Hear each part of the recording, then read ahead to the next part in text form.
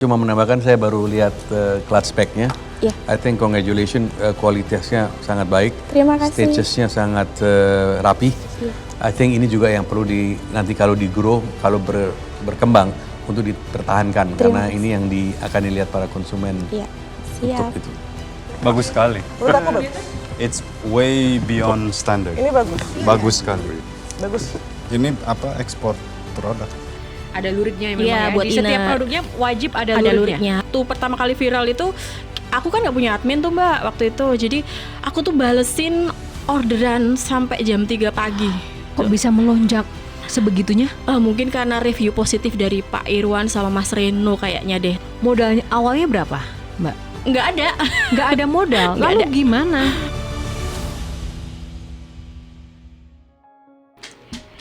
Yeay, teman-teman, ini adalah tadi produk tas kulit yang dipegang oleh Pak Irwan, Mas Reno, dan juga teman-teman panelis di Juragan Zaman Now. Nah, kali ini masih bareng Yohana di Juragan Zaman Now Podcast, saatnya UMKM naik kelas. Nah, langsung saja, katanya pemiliknya sudah ada Mbak Heni di depan saya. Mbak Heni, apa kabar? Alhamdulillah baik. Selamat ya Mbak, katanya viewersnya meningkat ya Mbak ya? Iya, Berapa juta alhamdulillah. sekarang? 1,6 1,6 juta. Iya. Sebelumnya? Sebelumnya 1, berapa tadi? 800 mungkin ya. Ratusan ribu aja ya. Itu gimana Pak? Gimana caranya kok bisa langsung viral? Terus kemudian jumlah ordernya katanya meningkat drastis ya. Jumlah ordernya meningkat sampai aku tuh nggak bisa tidur waktu pertama kali viral itu. Aku kan nggak punya admin tuh Mbak waktu itu. Jadi aku tuh balesin orderan sampai jam 3 pagi.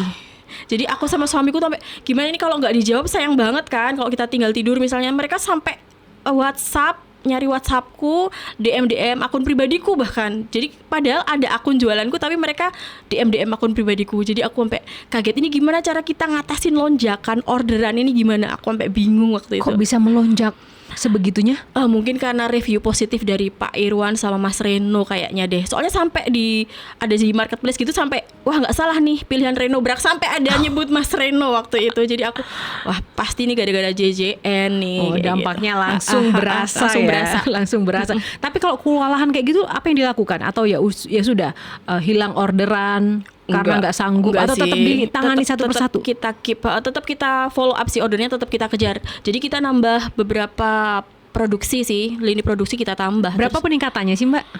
Banyak Mbak. Jadi Dalam hitungan angka kalau kira-kira aja? Hampir 300-400% pokoknya naiknya itu. Oke. Bahkan kita punya website kan, tadinya tuh nggak ada yang order dari situ. Ketika JJN ini viral, ada yang order dari situ. Aku sampai kaget kok ada orderan dari website gitu. Jadi websiteku tadinya sunyi senyap gitu, tiba-tiba ada orderan gitu. Seneng. Oke, cukup dulu untuk pembukaannya yang panas. Berapi-api nih. Aku juga semangat dengernya karena aku juga termasuk penyuka tas kulit ya Mbak ya. Nah, sekarang diceritain dulu. Ini produknya, ini produk apa, sejak kapan memulai bisnis tas kulit, dan kenapa memilih bisnis tas kulit ini? Oke, jadi ini ada sejak 2017 ya. Kalau kenapa memilih bisnis ini, karena awalnya aku tuh suka beli-beli tas kulit gitu. Cewek kan, hobinya koleksi tas ini itu. Nah, suamiku tuh nyaranin, ya udah daripada beli-beli bikin aja gitu. Ya udah aku bikin, tapi aku lihat situasi market saat itu di mana produk tas lokal waktu 2017 itu belum terlalu ergonomis gitu, masih desainnya masih gitu-gitu aja. Ya udah aku coba masuk ke pasar itu, ngeliat peluang di situlah kayak gitu. Terus bedanya dengan brand lain nih, aku pakai lurik gitu. Di dalamnya Iya, ya? di dalamnya. Ya, kita tunjukkan ya pemirsa. Jadi benar sekali tadi sempat cek nih. Ada luritnya memang Iya, ya. buat Di setiap Ina. produknya wajib ada Ada luritnya. luritnya. Kenapa memilih lurik ya? Karena aku dari Jogja nih Mbak, Oh, jadi aku oke. pengen gimana ya, melestarikan tradisi budaya Jogja berupa nih lurik. Ya. Gitu. Kalau dari Jogja, aku juga dari Jogja Mbak. Oh, iya. Bahwasanya produk-produk seperti ini kan banyak banget ya. Iya. Sampai kadang kalau misalnya pulang ke Jogja itu bingung milih yang mana, yang bagus yang Bener mana. banget. Karena rata-rata yang bagus banyak kan persaingannya jadi ketat. Itu gimana dong? Nah, salah satu caranya tuh aku ikut JJN ini biar ternotis gitu oleh radar masyarakat gitu loh. Jadi Bukan aku yang bilang ya. Iya. Jadi tadinya tuh kan emang kita butuh brand awareness kan. Makanya kan followerku sebelum ikut JJN itu cuman 1.000 lah kali. Mungkin sekarang udah ningkat hampir 9 kali lipat gara-gara JJN gitu. Jadi memang bagian dari strategi, Iya. strategi pasar. Karena kalau untuk sponsor atau untuk iklan gitu kayaknya agak mahal, agak berat ya. Jadi kita pakai media mainstream buat muncul di TV gitu. Nah, produksinya itu harian, bulanan, atau per order atau gimana sih Mbak? Harian. Jadi Harian? tiap hari kita produksi. Berapa banyak? Ya kalau banyaknya sih nggak ini ya, karena kan ini misalnya satu tas ini bisa dikerjain 2 hari gitu ya misalnya. Jadi kalau total aja ya satu kapasitas produksinya 1 bulan gitu kita masih 500 sampai 750 pieces Sehari? 1 bulan. Oh, 1 bulan. Oh, Iya, maaf. 1 Oh, ya, bulan. 1 bulan. 1 bulan. Oke. Tapi itu masih kurang sih katanya. Masih kurang. Katanya. Jadi dijualnya itu direct selling online Iya. atau Udah ekspor tapi masih belum yang bulky kontaineran gitu, belum, masih jadi masih retail gitu ekspornya. Oke. Terus berapa jumlah karyawan untuk memproduksi tas-tas ini? Kita karyawan terbagi jadi 2 ya. Yang in-house ada di tempat kita itu ada 5, dan yang kita sebar itu ada banyak. Yang di luar workshop kita ada banyak. Modalnya awalnya berapa, Mbak? Nggak ada. Nggak ada modal. Nggak Lalu ada. gimana bikin Jadi produksinya? awalnya kita itu kan nggak ada modal tuh. Jadi kita pakai sistem PO. Oke. Pre-order itu kan dicatat, aku kalau nggak ada modal bukan berarti nggak bisa memulai bisnis, bisa PO. PO, jadi aku gini, kalau aku strategiku PO pakai sistem DP. DP-nya aku charge sebesar HPP. Kalau orang-orang kan 50%, 20%, ya oke, nggak apa-apa. Yang penting sebesar HPP. Jadi ketika misalnya nih bayarnya nggak jadi ambil atau nggak apa-apa, aman gitu. Jadi nggak ada, kita nggak rugi, udah tercover gitu di HPP. Baru tahu. Ya, ini ilmu. Benar-benar Ya gitu, ya. iya. Oh, jadi kalau misalnya ini pada PO itu begitu ya. Jadi kalau aku mau PO tas, PO apa furniture, mereka memang udah itu HPP rata-rata harusnya kayak ya, gitu ya. harusnya kayak gitu biar mencegah loss atau kerugian gitu, harusnya gitu. Oh, oke. Terus apa sih Mbak tantangan terbesar menjalankan bisnis tas kulit ini? Sebenarnya saingan ya, karena kan kebanyakan kalau bisnis kayak gini tuh cowok gitu. Ini aku pun lagi pameran nih kan, itu hampir 70% tuh bisnis ownernya tuh laki-laki. Jadi kayak wow, aku ada di antara Penyamun. aku ada, iya. Jadi aku kalau kemana-mana, waduh, suaminya ya yang bisnis, enggak, saya yang pegang gitu. Mereka kaget. pede Mereka gitu. kaget. Kenapa begitu ya? Ada analisis dari Mbak Heni sendiri kenapa bisa seperti itu, dan apakah itu menjadi saingan berat atau justru memudahkan? Karena kan you are the only ya, one, justru Sri itu Kandi. memudahkan, karena kan kebanyakan produksi tas cewek kan. Nah, siapa sih yang tahu cewek? Cowok tahu tuh. Yang tahu cewek ya cewek sendiri, tahu kebutuhan cewek kan. Jadi ketika mendesain tas lebih enak gitu, lebih gampang diterima pasar gitu. Sekarang masuk ke desain, saingan oke, banyak dengan desain yang juga beragam. Ya mungkin dari sisi desain ini inspirasinya juga dari mana Mbak? Sebenarnya sekarang itu Mars itu dibantu sama beberapa desainer muda gitu loh. Jadi Dari Jogja juga? Enggak, malah dari Jakarta gitu. Surprisingly bahkan gratis loh, nggak bayar kami. Gimana cara kemudian mendapatkan desainer gratis itu? Jadi kami datang ke suatu badan dari kementerian gitu, dari pemerintah lah. Terus kita datang ke sana, kita ngobrol. Nih loh, aku tuh kesusahan product development gitu. Terus mereka tertarik sama aku, tunjukin katalog. Terus mereka tertarik. Kita bisa bantu ibu di desain. Ibu kalau bersedia, kita bisa membantu nanti ibu bikinin mock-up aja. Gitu. Jadi itu menarik, gratis loh itu. Dan nggak semua orang tahu sih sebenarnya. Jadi aku kasih tahu di sini. Jadi nggak semua orang tahu. Oh, nggak semua orang tahu. Padahal itu fasilitas gratis loh. Aku heran juga. Oh, jadi teman-teman boleh, ini ilmu baru ya. Jadi kalau misalnya butuh desain gratis yang terkait dengan UMKM, tapi wajib harus UMKM ya. Iya dong. Ada syarat-syaratnya nggak untuk bisa mendapatkan desain gratis itu? Paling Mbak? harus punya NIB aja sih. NIB. Oke, terus apa lagi selain Udah NIB? itu aja. Udah itu aja. That's it. NIB itu singkatan dari Nomor induk berusaha. nomor induk berusaha. Jadi teman-teman harus punya NIB aja. Itu bikinnya gampang banget kok.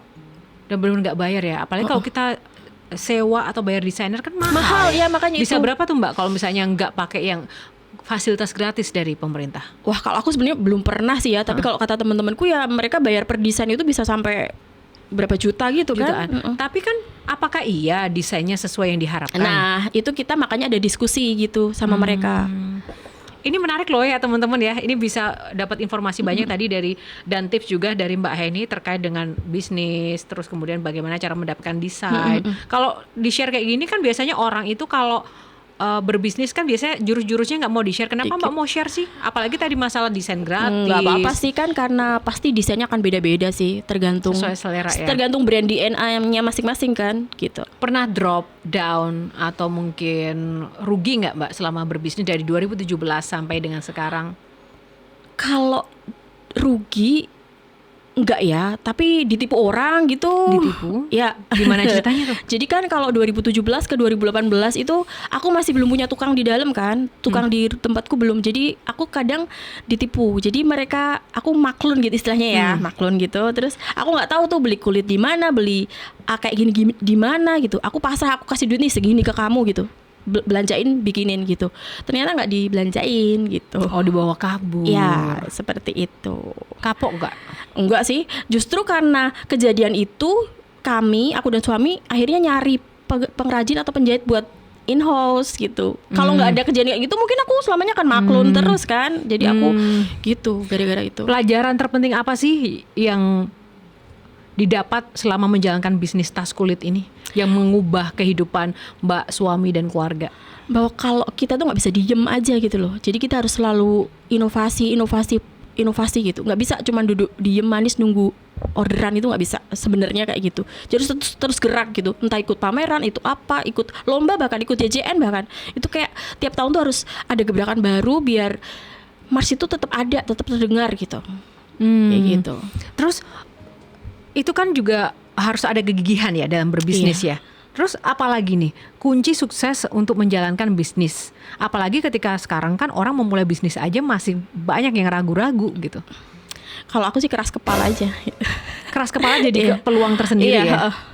Kenapa keras kepala jadi modal penting untuk suksesnya suatu bisnis? Karena kalau pengusaha itu kan nggak boleh dikit-dikit nyerah, lembek gitu. Jadi kalau ketemu obstacle ketemu rintangan gitu ya udah keras kepala aja. Pasti bisa gitu. Mbak, tapi kan sekarang kan image tas lokal atau produk lokal itu masih belum sehits ketika wah itu ada image barang impor. Walaupun sebenarnya kalau kita tahu ya, impor barang yang masuk itu walaupun tas itu kan kalau misalnya produknya misalnya dari China atau dari Bangladesh itu kan juga sama aja, cuma karena dia impor aja kan kadang ya. Nah itu gimana menepis kesan produk lokal itu masih belum seberkualitas produk impor? Nah ini kayaknya perlu PR dan bantuan dari pemerintah juga ya untuk menggaungkan cinta produk lokal lebih. Sebenarnya udah ya digaungkan sama mereka, cuman kurang ngena gitu. Jadi image-nya kayak lokal itu kayak lebih second class gitu mungkin ya. Cuman kayaknya harus lebih lagi gitu. Iya mungkin bisa jadi tidak cukup digaungkan, tapi harus ada harus aksi beli juga, kampanye nyata ya. Karena bener. sebagai konsumen saya pun juga kadang juga merasa ada keraguan untuk produk-produk lokal tertentu. Wah yaudah deh kalau soal tas, sepatu itu yang import aja deh karena mahal dikit nggak apa-apa, tapi kualitasnya oke. Padahal sebenarnya kalau mau, secara kualitas kita nggak kalah. Tapi memang masyarakat kita ini masih dipenuhi dengan mungkin gengsi brand. Ya, nah itu dia. Bagaimana tuh strategi Mbak Henny meningkatkan prestis dari produknya? Nah itu saya juga masih agak kesusahan sih Mbak Yohana. Jadi kayaknya kita masih tetap butuh bantuan untuk brand awareness itu loh. Jadi tetap dibawa entah public figure mungkin Pak Irwan Musri dan Bunda Maya mungkin beli produk kami gitu kan, atau Mas Reno dan Mbak Syahrini gitu mungkin nenteng produk kami. Mbak gitu. Syahrini kan baru lahiran, mungkin bisa dikirimkan buat kado. Oh boleh tuh, alamatnya ya.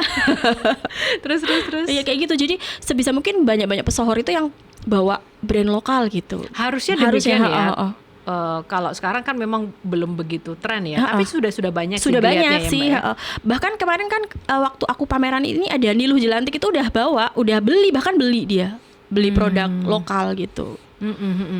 Terus apa sih kemudian selain tadi tantangan begitu, yang kemudian Mbak sendiri melihat perkembangan UMKM di Indonesia ini, apakah Mbak sendiri melihat itu menjadi sebuah masa depan bagi seorang bisnis UMKM dari kota Yogyakarta? Iya sebenarnya masih menjanjikan sih. Segmennya tuh ada, cuman ya itu butuh dorongan lagi gitu, butuh push, ibaratnya kayak butuh booster gitu loh.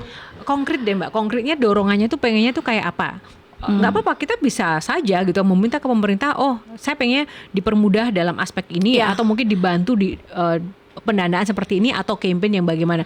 Konkretnya gimana yang diharapkan? Kan sekarang ini banyak produk impor masuk, persulit aja tuh produk impor masuk sehingga biaya nanti harganya tuh jadi lebih mahal gitu. Itu sih yang paling real dan paling mudah sih kayaknya itu ya. Jadi nggak usah lah kami mau ngasih modal iya boleh lah. Cuman kayaknya yang paling gampang dilakukan oleh pemerintah adalah memperketat masuknya barang impor itu sih. Itu menurut saya. Selain kita masih kemudian harus menerima situasi bahwa belum maksimal begitu ya dorongan dan juga dukungannya, tapi yang pasti kita optimis progresnya selalu ada. Nah, di tengah menjalani situasi seperti itu kan harus ada inovasi tadi Mbak bilang. Nah, bagaimana ini kemudian meningkatkan kreativitas, terus kemudian meningkatkan strategi marketing itu bagaimana Mbak? Karena kan kalau ini aja misalnya ada yang nonton itu bisa dicontek loh. Bagaimana menghadapi mungkin duplikasi atau orang-orang yang suka niru plagiat begitu? Sebenarnya itu nggak bisa dihindari sih Mbak, kayak gitu. Bahkan kalau misalnya nggak usah ditayangin pun, misalnya ada orang lewat di pameran tadi di foto itu pasti bisa dicontek. Ya udah, nggak apa-apa. Apalagi ini bisa custom ya Mbak Iya, ya? bisa custom. Bisa custom. Bisa banget. Kenapa memilih peluang custom? Karena kan kadang orang-orang Kan itu jadi nggak ada brandnya dong. nggak masalah kan itu jadi kayak second line kami, jadi kayak tetap pemasukan kami tetap butuh itu kan, tetap butuh pemasukan gitu, nggak masalah sih, kan tetap beda gitu nanti. Feel-nya tuh tetap beda dengan produk-produk Marsnya kan. Kalau produk Mars kan ada luriknya, kalau custom biasanya mereka nggak mau pakai lurik. Oh gitu. Iya. Kenapa biasanya seperti itu? Oh ya itu kan kayak Selera. preference ya, selera. Ada yang suka sweat polos atau gimana gitu. Oke. Terus kemudian nih, boleh nggak dibagi tips begitu menjadi seorang pebisnis yang handal, keras kepala, pantang menyerah seperti Mbak Heni buat teman-teman di luar sana yang mungkin baru mau terpikir gitu, pengen bisnis, apalagi sekarang cari kerjaan susah. Tipsnya tuh kalau untuk memulai bisnis, meskipun baru kepikiran ide atau nama merek atau brand, urus legalitasnya. Itu tipsnya. Urus legalitasnya. Jadi secepatnya. Meskipun itu baru berupa angan-angan gitu. Misalnya aku pengen nih bikin sabuk kulit merek A misalnya, segera patenkan, segera urus HKI-nya. Jadi nanti ketika jalan, ketika udah brandingnya udah kemana-mana, kalau belum didaftarin tuh, tahu-tahu udah ada yang daftarin duluan. Nah itu harus rebranding gitu. Itu kayak kerja 2 kali. Jadi sebelum ngapa-ngapain urus legalitasnya, entahlah itu NIB, entah itu HKI mereknya, entah itu mungkin ada SNI-nya, belum kalau SNI ya, pokoknya urus semuanya itu. Entah bikin perusahaannya atau gimana. Jadi itu kayak buat cambukan gitu loh. Oh aku kan udah ngurus nih, sayang dong kalau aku tidurin aja ini bisnis yang aku pikirin kayak gitu. Jadi kayak semangat gitu. Kalau aku gitu sih. Susah nggak prosedur bikin HKI, NIB atau yang lain-lain, dan berapa lama itu Mbak? Enggak susah. Kalau NIB itu 10 menit juga udah jadi. By online ya, ke website oss.go.id udah langsung jadi. Kalau untuk ngurus merek ini ke Kemenkumham aja. Kalau udah punya NIB-nya cuman bayar 600.000 untuk HKI merek, merek ya. Udah itu aja. Bahkan kalau di beberapa daerah, misalnya Jogja gitu, kami sebagai UKM dari Jogja itu dikasih subsidi dari pemerintah, jadi gratis dibayarin sama mereka, reimburse sistemnya. Jadi kita bayar, terus kita tuker notanya, mereka transfer ke rekening kita gitu. Kalau di Jogja ya. Kalau di tempat lain mungkin ada, cuman teman-teman nggak tahu ngakses kemana gitu. Jadi mungkin carilah informasi tentang dinas-dinas yang ngasih subsidi itu banyak kok sebenarnya, cuman mungkin belum tersounding aja. Ya, selain belum tersounding, tapi kita juga harus giat untuk riset itu tadi ya. Jangan cuma berdiam diri tanpa mencari tahu. Oke, itu tadi tipsnya menarik dan sangat konkret sekali. Agree banget Mbak. Nah, terakhir, kesan atau mungkin hal apa yang didapatkan selama proses ikut JJN Mbak? Dalam mungkin proses coachingnya, atau mungkin ketika berhadapan dengan panelis melalui proses presentasi. Nah, apa kesannya dan yang mungkin tak terlupakan, dan pesan untuk teman-teman yang mungkin nanti akan jadi peserta JJN ke depan? Wah, itu benar-benar kayak memorable banget gitu kan, karena selama ini kan aku ikut lomba-lomba gitu cuman ya udah ikut lomba terus ya udah gitu. Nah ini baru kali ini aku ikut lomba, menang, terus viral gitu. Jadi rasanya kayak ini tuh kayak momen aha gitu dalam hidup, kayak oh ya ini nih saatnya kamu meletik momen gitu. aha gitu, maksudnya gimana sih ekspresinya? Kayak ya gitu, kayak inilah saatnya gitu, kamu bersinar gitu, kayak gitu. Suka. Kayak Terus gitu tuh rasanya. Jadi kayak ini nggak bakal aku lupain ya, karena bener-bener bisa ketemu orang-orang penting gitu, dan yang hanya aku biasanya lihat di TV kan, terus salaman, terus ternyata mereka sehumble itu, mau foto bareng juga. Jadi ya pokoknya kalau yang ikut season ini, manfaatkan sebaik mungkin momen itu. Nah, tipsnya apa dong, bagi-bagi biar teman-teman di luar sana yang nanti ikut JJN juga sukses kayak Mbak? Nurut kata mentornya. Nurut kata mentor. Ya, terus? Ya itu sih, aku nurut banget soalnya sama mentorku. Jadi mentorku, ini kurang Mbak, ini kurang ini, oh, aku perbaiki. Mentornya siapa sih waktu itu? Coach Peter.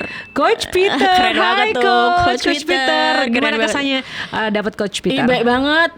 Jadi aku tuh fun fact ya. Jadi sehari sebelum syuting JJN itu aku tuh nonton konser dulu, konser Coldplay. Jadi aku dicariin, aku udah malamnya nonton konser, jam 7 aku harus udah ada di sini, dicariin tuh sama Coach Peter malam-malam, kan gak ada sinyal tuh di GBK, gak ada sinyal. Aku baru balas Coach Peter jam 4 pagi. Terus? Dan Coach Peter maksudnya masih bangun gitu. Ya udah, mana aku Masih revisi. bangun, mungkin juga nonton Coldplay ya, juga. mungkin ya. Ya udah aku revisi, terus direvisi, ya udah, terus makanya pas presentasi, pas pitching itu lancar banget kan, karena sama Coach Peter pas aku jam 7 harus sampai sana. Oke, jam 7 latihan 5 kali tuh aku latihan di depan Coach Peter, ditonton sama Coach Tom juga. Akhirnya lancar juga pas pitching gitu. Coach, dengerin ini. Enak deh pokoknya. Anak mentornya. Oke, baik. Oke, Mbak Heni, seneng banget ya dengar Iya. pengalamannya luar biasa, dan saya yakin Mbak Heni juga akan sukses karena saya merasakan teman-teman ya, Mbak Heni di sini ini ya. Kalau teman-teman semoga sih bisa terasakan juga di layar ya. Beliau ini sangat semangat. Iya, semangat. Dari awal sangat ramah juga, Oh, iya. begitu ya. Itu Oh, iya. itu penting Oh, buat gitu. konsumen ya, Oh, iya, kan iya. dinyamankan gitu kan, dengan apa namanya, produk dan layanan hospitality-nya Iya. juga bagus. Terus juga memang kelihatan kegigihannya, dan satu hal yang kesannya Mbak juga humble dan sangat positif. Oh, terima kasih. Iya Mbak ya. Oh, terima Semoga kasih. sukses selalu. Amin, Semoga amin. juga kita juga senang bisa saling bermanfaat, baik di JJN maupun juga Mbak, dan sudah makasih juga mau berbagi di JJN, dan semoga nanti ada kesempatan berbagi lagi dengan teman-teman JJN yang lainnya. Siap. Ketika nanti Mbak benar-benar sudah menjadi apa ya, pebisnis tas Amin, kulit amin, yang amin, amin, ya Rabbal hingga alamin. melalang Iya, buana, amin. hingga luar angkasa. Oh, enggak dia ya? kan Mars ya. Mars ya, kan ini soalnya mereknya Mars. Iya. Nanti saya mau bikin Oke. Neptunus Oh, gitu. boleh. Biar kita nanti kayak nongkrong di Nongkrong luar bareng angkasa ya. Oke. Baik, makasih ya Mbak Heni Iya. untuk waktunya. Semoga selalu sukses dan pamerannya lancar, Amin, amin. laku hingga orderannya membludak, banjir, tapi ya jangan sampai nggak tidur. Iya, terima kasih Oke, Mbak. thank Amin. you Mbak Heni. Terima kasih, dan teman-teman, itu tadi ngobrol seru bareng Mbak Heni. Semoga teman-teman dapat inspirasi dan juga dapat sedikit tips ya untuk memulai dan juga menjalankan bisnis dengan semangat, percaya diri, pantang menyerah, dan tentu saja harus nggak boleh menyerah ya, nggak boleh menyerah banget nih, dan harus sukses. Oke teman-teman, ini tadi perbincangan di Juragan Zaman Now Podcast. Nantikan di episode menarik lainnya untuk Anda. Yohana Margareta undur diri dulu, sampai jumpa lagi guys, bye.